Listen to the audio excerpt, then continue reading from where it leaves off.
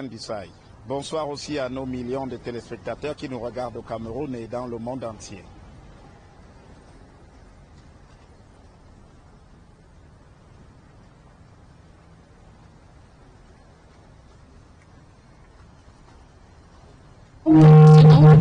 Isoko et Joël Essengé en direct du secrétariat d'État à la Défense pour avoir les dernières informations relatives à l'assassinat de Martinez Zogo. L'électricité se sont mêlés un peu de l'affaire ce soir et il y a une grosse coupure et il fait nuit noire au moment où je vous parle. Et derrière moi, le groupement territorial de la gendarmerie est plongé dans le noir. On ne voit plus l'activité habituelle qu'on a ici avec ces va-et-vient des véhicules et le portail qui s'ouvre, mais tout est fermé. Et aujourd'hui, c'était donc la grande annonce selon laquelle les suspects devaient retourner devant le commissaire du gouvernement. L'information a été confirmée alors qu'il était 12 heures, un peu plus de 13 heures exactement ici dans la capitale. Mais il n'en a finalement été rien selon nos sources.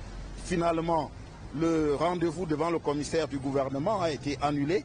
Il est maintenant pris pour demain. Même si d'aucuns continuent à supputer qu'il pourrait avoir des mouvements, que quelque chose pourrait se passer ce soir, on n'en a pas la certitude. L'un des conseils dont nous ne donnerons pas le nom ici nous a dit rendez-vous est pris effectivement pour demain. C'est donc au terme de 8 jours de complément d'enquête ou alors de retour devant le secrétaire d'État à la défense des suspects que ce retour devant, l'accueil devant le commissaire du gouvernement va se faire comme celui-ci l'a indiqué, selon les termes même de la loi, parce que lorsque les inculpés, lorsque les prévenus, les suspects exactement, reviennent au secrétaire d'État à la défense, il faut bien respecter les délais de garde à vue et nous sommes tenus par ces délais de garde à vue et il va donc falloir retourner devant le commissaire du gouvernement. Alors, il restait une question en suspens, c'est celle de la nomination d'un juge militaire. À l'heure qu'il est, on n'a pas plus d'informations.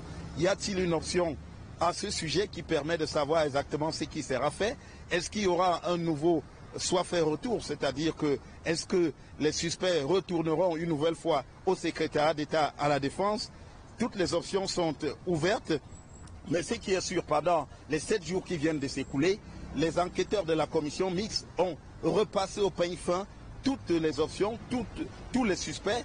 Des auditions et des confrontations sont intervenues entre les différents suspects, le lieutenant-colonel Danwe, Jean-Pierre Amourou Belinga, Bruno Bidjan, mais aussi des journalistes comme Paul Daisy Bia, qui est venu ici pour répondre d'un message de menace à l'endroit de Martinez Zogo qui avait été envoyé par justement Bruno Bidjan. Mais on a aussi eu le retour de Jean-Claude Fouda Bega, l'un des proches de Jean-Pierre Amourou Belinga, qui avait été interpellé et gardé à vue d'abord pendant 7 jours avant d'être remis en liberté par le juge Anabeas Corpus, qui a été une fois de plus interpellé, du moins convoqué, pour s'expliquer devant les membres de la commission d'enquête. Mais on avait également le cas de Arthur Essomba, finalement celui qui aura joué un rôle très important dans la filature et l'enlèvement de Martinez Zogo le 17 janvier 2022, celui-là même qui avait réussi à l'isoler, à l'appâter, pour que ceux qui s'occupaient de sa sécurité